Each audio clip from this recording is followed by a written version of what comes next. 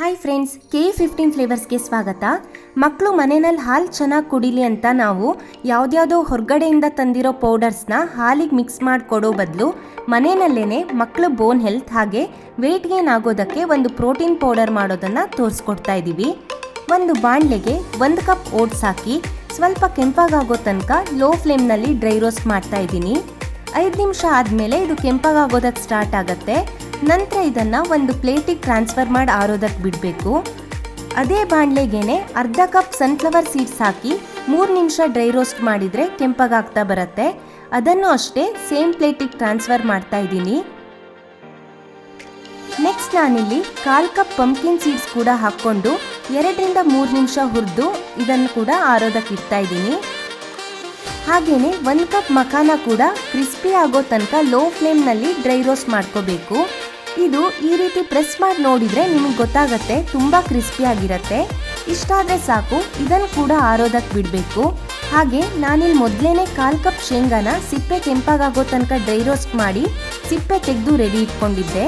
ಇದೆಲ್ಲದರ ಜೊತೆ ಅದನ್ನು ಮಿಕ್ಸ್ ಮಾಡಿ ಇಟ್ಕೊಳ್ತಾ ಇದ್ದೀನಿ. ಅದೇ ಬಾಣಲೆಗೆ 2 ಟೇಬಲ್ ಸ್ಪೂನ್ ಗೋಡಂಬಿ ಹಾಕಿ 1 ನಿಮಿಷ ಹುರಿದು ಆರೋದಕ್ಕೆ ಬಿಡಬೇಕು.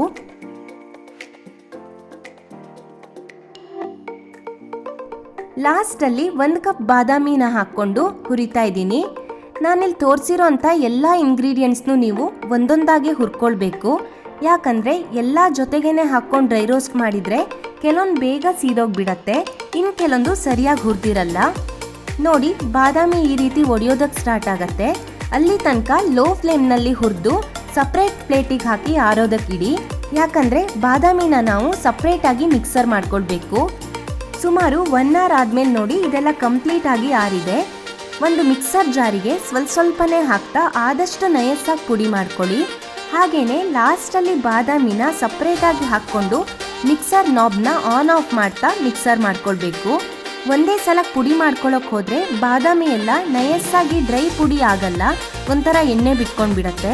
ಹಾಗೆ ಮಿಕ್ಸರ್ ಏನಾದರೂ ಬಿಸಿಯಾಗಿಬಿಟ್ರೆ ಸ್ವಲ್ಪ ಕೂಲ್ ಆಗೋ ತನಕ ವೆಯ್ಟ್ ಮಾಡಿ ಮತ್ತೆ ಮಿಕ್ಸರ್ ಮಾಡ್ಕೊಳ್ಳಿ. ಈ ಪುಡಿ ಮಾಡ್ಕೊಂಡಿರೋದನ್ನೆಲ್ಲ ಒಂದು ಪಾತ್ರೆಗೆ ಹಾಕಿ ಮಿಕ್ಸ್ ಮಾಡಿ.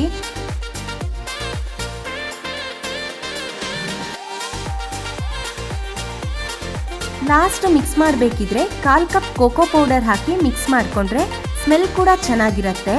ನಾವಿಲ್ಲಿ ಯಾವುದೇ ರೀತಿ ಎಕ್ಸ್ಟ್ರಾ ಕಲರ್ ಅಥವಾ ಪ್ರಿಸರ್ವೇಟಿವ್ಸ್ ಹಾಕದೇ ಇರೋದ್ರಿಂದ ಮಕ್ಕಳು ಅಷ್ಟೇ ಅಲ್ಲ, ದೊಡ್ಡೋರು ಕೂಡ ಇದನ್ನು ಡೈಲಿ ಯೂಸ್ ಮಾಡ್ಬೋದು. ಇವೆಲ್ಲ ಚೆನ್ನಾಗಿ ಮಿಕ್ಸ್ ಮಾಡ್ಕೊಂಡಾದ್ಮೇಲೆ ಯಾವುದಾದ್ರೂ ಏರ್ಟೈಟ್ ಕಂಟೈನರಲ್ಲಿ ಇದನ್ನು ಹಾಕಿಟ್ಕೊಂಡ್ರೆ ಸುಮಾರು 1 ತಿಂಗಳಕ್ಕಿಂತ ಜಾಸ್ತಿ ಇದನ್ನು ನೀವು ಉಪಯೋಗಿಸ್ಬೋದು.